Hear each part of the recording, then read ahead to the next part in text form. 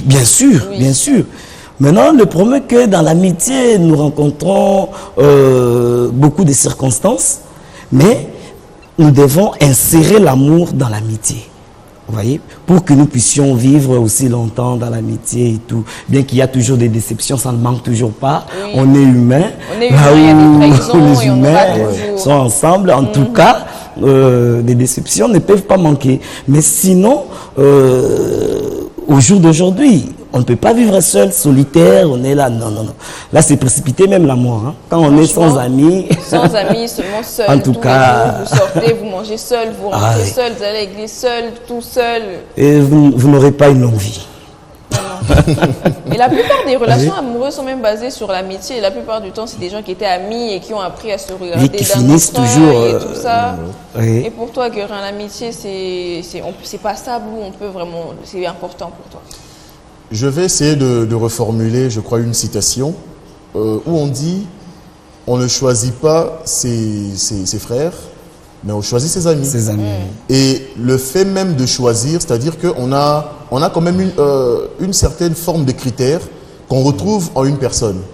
Je me dis que telle personne doit être mon ami, telle personne ne le sera pas. Pourquoi? Parce que j'ai une image de mes amis. Je me dis que mes amis doivent être comme ceci, ils doivent être comme cela. Et quand je retrouve des critères dans le chef d'une personne, automatiquement, je me dis que celui-ci peut être mon ami. Aujourd'hui, c'est très important d'avoir des amis dans la vie. C'est vraiment important parce qu'aujourd'hui même, on peut constater que certaines personnes, ou je dirais la majorité, sont plus comme pistonnés, je dirais, par des amis que par des familiers. Peut-être on dit même que les mauvaises compagnies courant les bonnes mœurs. Donc, quand on a des mauvais amis, c'est normal que on se détourne du droit chemin, n'est-ce pas? Exactement. Donc, les amis aujourd'hui influencent plus que la famille. Parce que généralement, on passe plus de temps avec les amis qu'en famille. Peut-être la famille, c'est plus le week-end.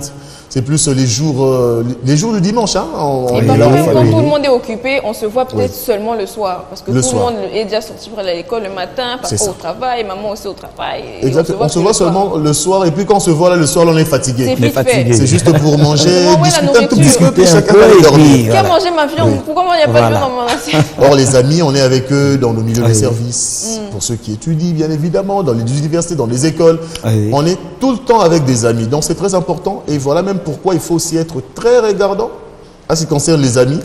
Qui est ami? Est-ce que peut-être il faut se choisir celui aussi. que vous êtes en train d'appeler ami, choisir des amis. En réalité, lui, il vous prend pour une connaissance. Hein. Il faut aussi voir un peu cette connotation-là. Ami, qui est vraiment ami? C'est très important, en tout cas, l'amitié dans la vie. Par exemple, dans les milieux académiques, on sait qu'il y a différents rangs sociaux. Il y en a qui sont là parce que les parents ont les moyens de les financer.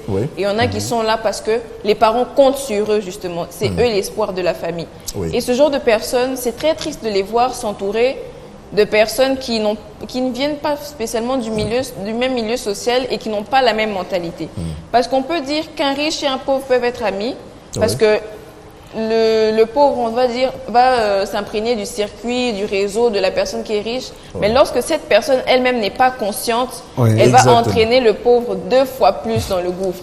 Parce que cette personne peut compter sur ses parents pour se sortir de la misère si quelque chose ne va pas.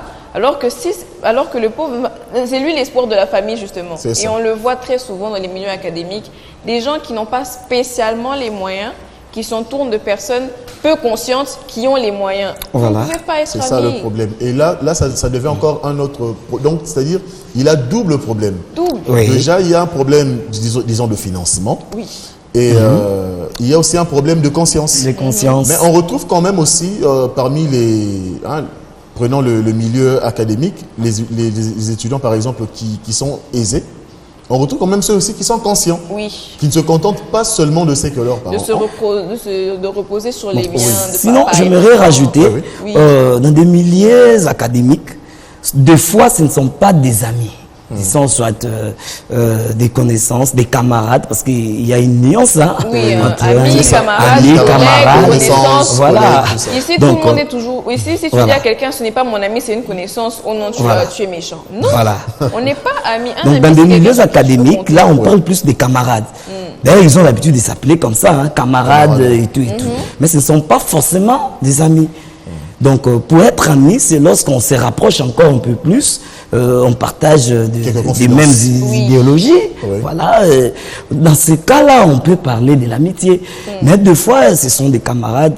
C'est pourquoi il y a des déceptions quand on a du mal à diverger, soit un ami et un camarade. Okay. Et on considère un camarade comme un ami. Et c'est à ce moment-là où on trouve plus de déceptions. C'est là qu'on voit maintenant les gens poster des statuts visés, les faux amis, il n'y a pas de soutien. Oui. Toi, tu considérais cette personne comme ton ami. Mais pour cette personne, tu étais juste une connaissance. Voilà. Par exemple, les connaissances ne se doivent rien. On ne va pas se mentir, les connaissances ne se doivent rien. Si par exemple, tu as une connaissance qui a un business, tu n'es pas obligé de promouvoir ce business-là. Qui fait que tu n'es pas obligé. Mais un ami a cette obligation-là de l'amitié. On est censé se soutenir, on est censé être là les uns pour les autres. Voilà pourquoi il faut savoir faire cette nuance-là. C'est très dangereux lorsqu'il n'y a pas cette nuance parce que c'est ça qui voire même dans des milieux des services. Hein. Oui, ce sont des collègues. Aussi. Oui, collègues. Oui, collègues, ce n'est pas un ami. Vous voyez tous les jours, ok, vous mangez peut-être ensemble à la pause ou vous allez sortir le soir après le travail, mais vous n'êtes pas amis. Voilà. À part si vous développez des liens plus tard où vous commencez à vous raconter les détails de vos vies personnelles. Oui. Mais sinon, vous n'êtes quand il y a un rapprochement, là, on peut parler de l'amitié.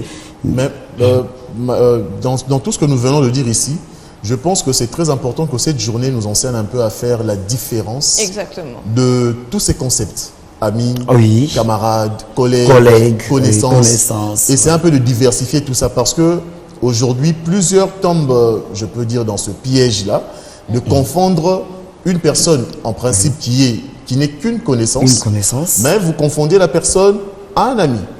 Et là, vous lui donnez, en fait, toutes les considérations qu'on donne à un ami, mais en réalité, vous ne recevez pas cela en retour et vous pensez comme si la personne est mauvaise. En réalité, c'est juste que la personne ne vous a placé que là où vous devez être normalement, mais c'est vous qui vous êtes trompé en plaçant la personne là où elle ne doit pas être. Et il y a cette citation de l'ONU qui, j'aimerais vraiment que les Congolais puissent en imprégner. Je vais vous la donner là maintenant.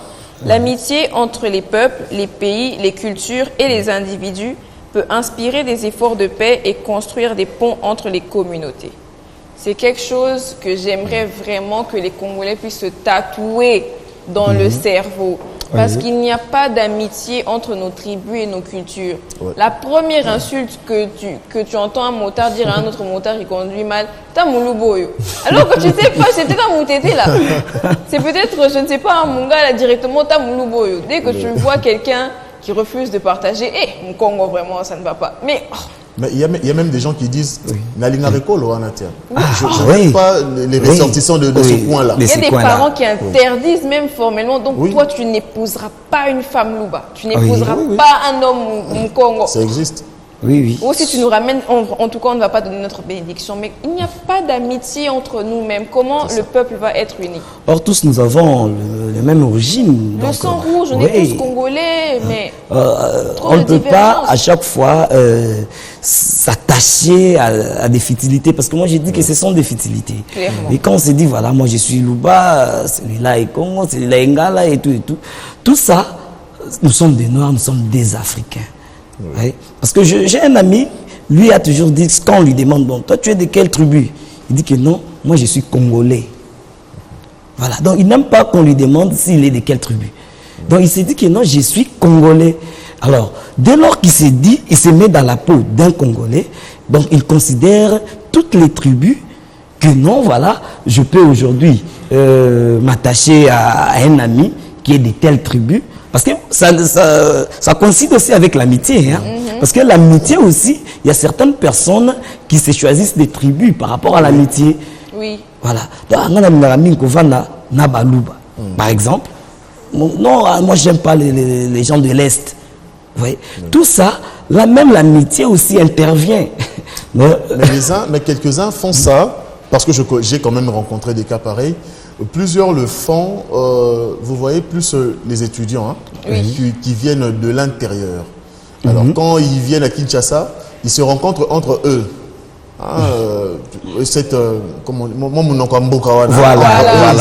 communiquer, ils savent comment se tirer vers le haut. Ils vont créer une sorte de communauté, histoire comme ça. Et même dans ce qu'on est en train de dire, on va même se rappeler que pendant la Deuxième République, à une certaine époque, le président Mobutu était en train de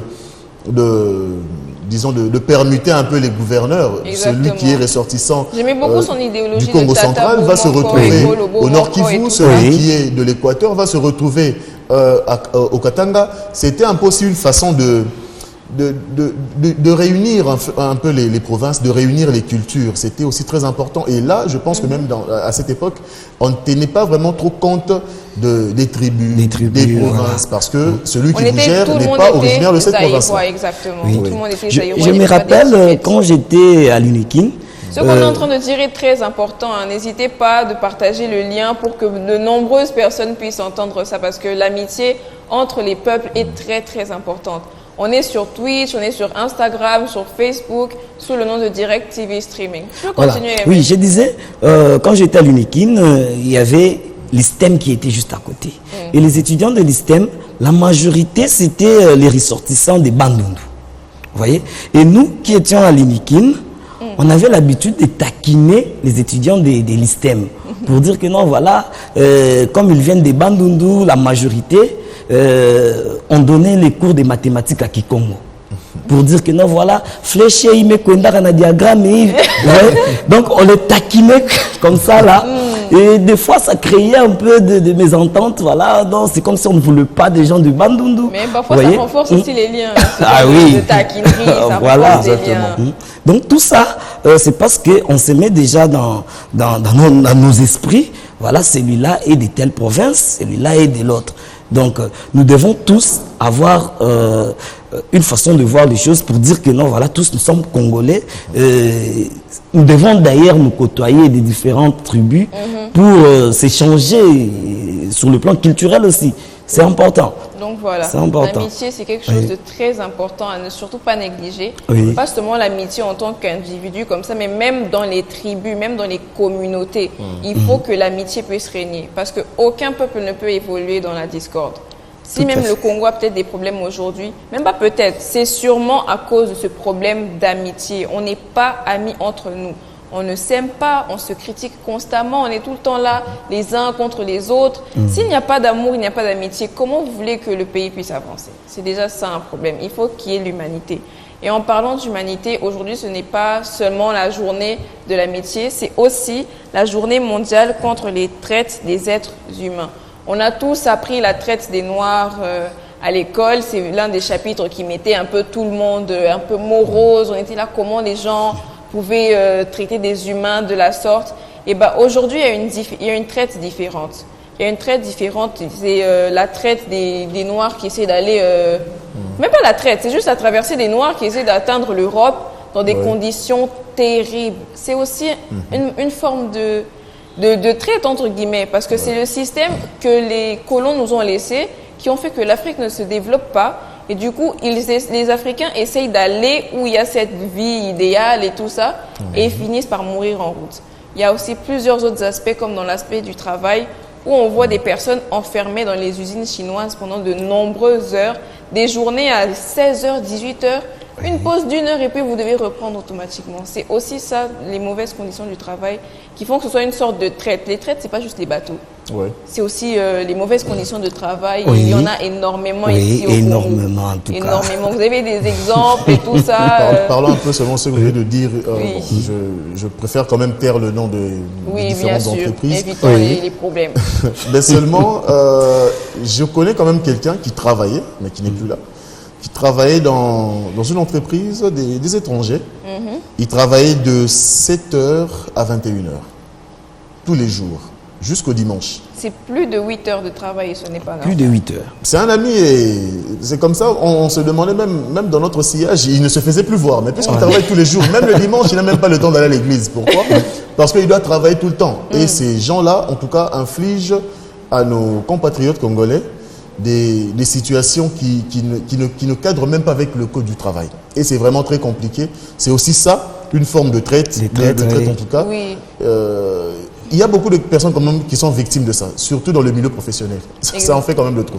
Et on peut même aller dans, je ne dirais pas en bas de l'échelle, mais dans un travail que les gens considèrent comme un petit travail, les domestiques à la maison par exemple. Par exemple, ça.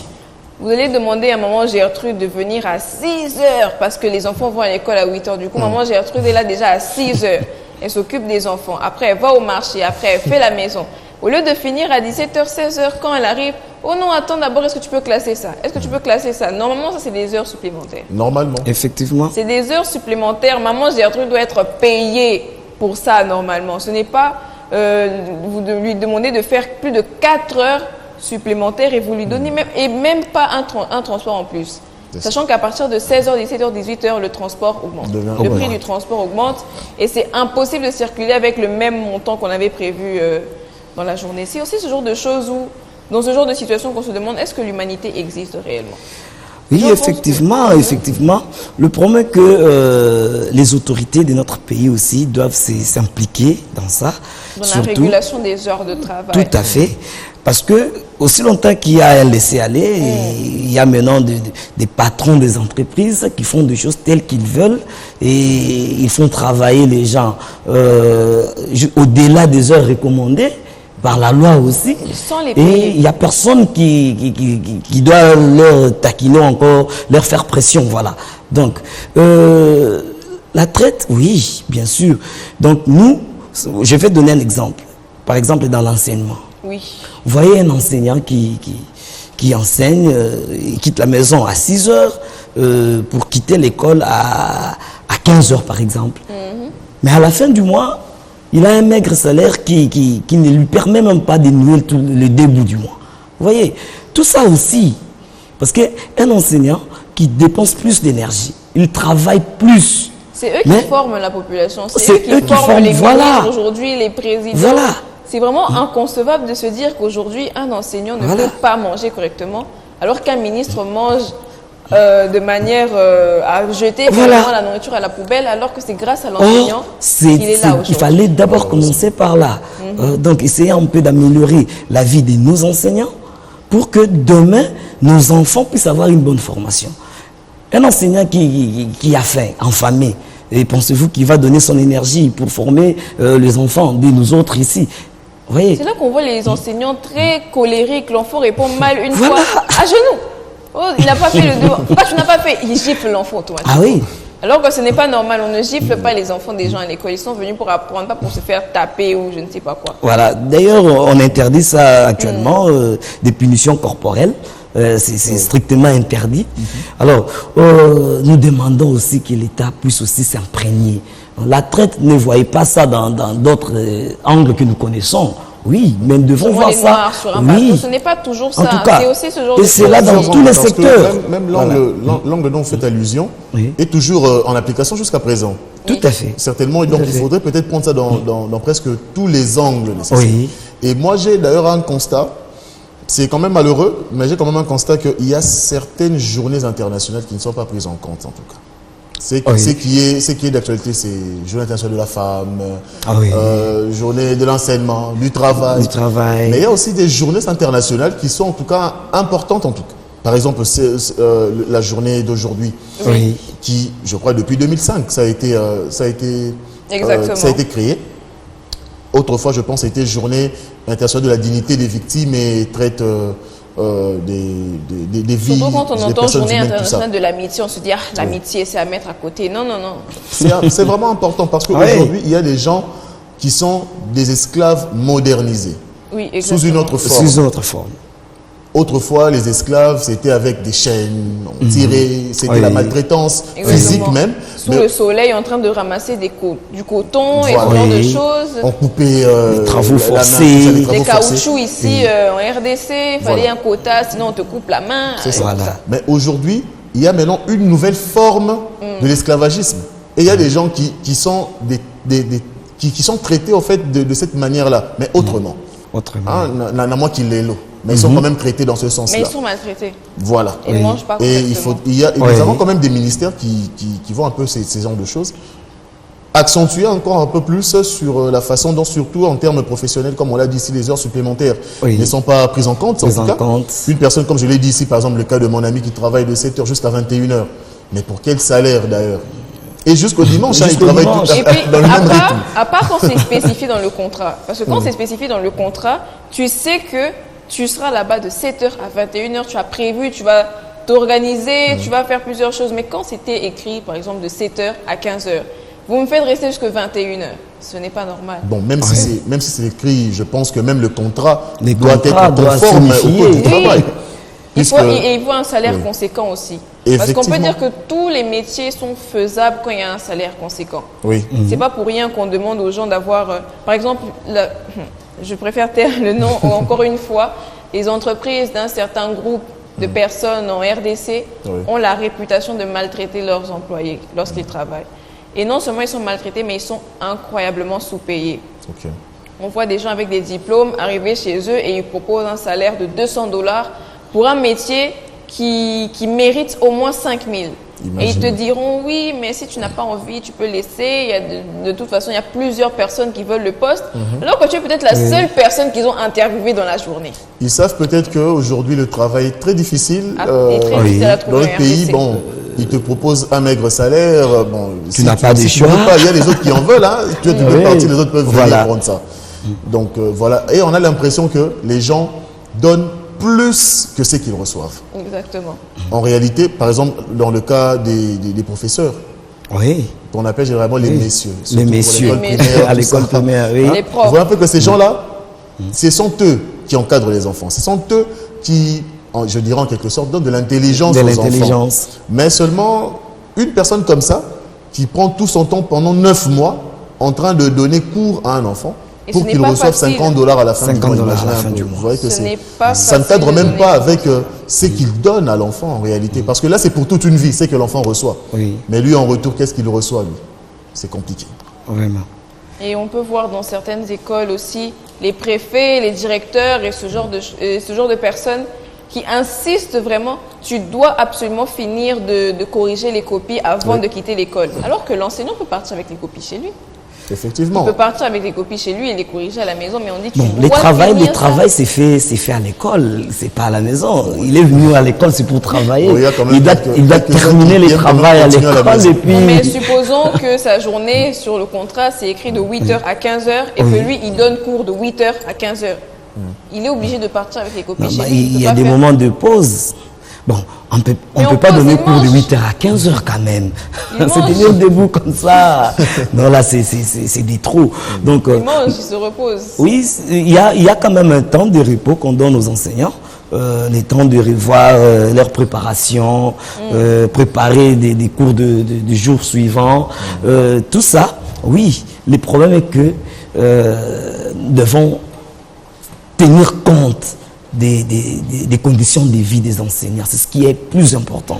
Vous voyez, aujourd'hui, on parle de la qualité de l'enseignement. Tout ça, c'est lié à ça.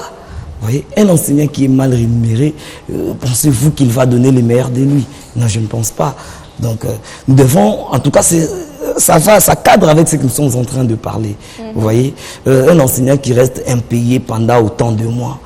Mais, comme ils aiment bien ces métiers, et vous les verrez toujours être à l'école, à l'heure, et il y a des conditions. L'enseignant doit arriver à l'école avant les élèves. Vous voyez, en tout cas, c'est vraiment très dur. Les enseignants souffrent, franchement, je vous dis. C'est pourquoi nous devons en tout cas marteler sur ça, essayer un peu de revoir cette façon de traiter les enseignants. En tout cas, ça... C'est quelque chose. C'est dans presque tous les milieux ici, malheureusement, que les gens sont soit sous-payés, soit ne sont pas respectés dans leur travail. Et c'est une forme de traite contre les êtres humains. L'Organisation internationale du travail, OIT en sigle, estime qu'il y a environ 25 millions de personnes victimes de travaux forcés et beaucoup sont également victimes encore de la traite, d'une certaine traite comme ça. On prend des gens dans des pays où on sait qu'il n'y a pas forcément les moyens, on les amène soit en Orient, soit en Occident pour être des domestiques. Et là-bas, parfois, ils ne sont même pas payés. Parfois, ils ne sont même pas payés. C'est très triste, c'est vraiment désolant. On ne tient même pas compte des diplômes. Tu peux être licencié, mais quand tu vas là-bas, on met tout de côté. De retour couturière, tout le monde est mélangé. L'image de ce qui passe licencié, tout le monde est mélangé. En tout cas, tu vas te retrouver dans les gardinages. Exactement. Ce n'est pas un mauvais métier, mais quand tu as choisi, c'est mieux que quand on t'a forcé en tout cas. Donc voilà. On est toujours en live, en streaming sur Twitch, sur Facebook, sur Instagram. N'hésitez pas à partager l'émission afin de toucher plus de personnes.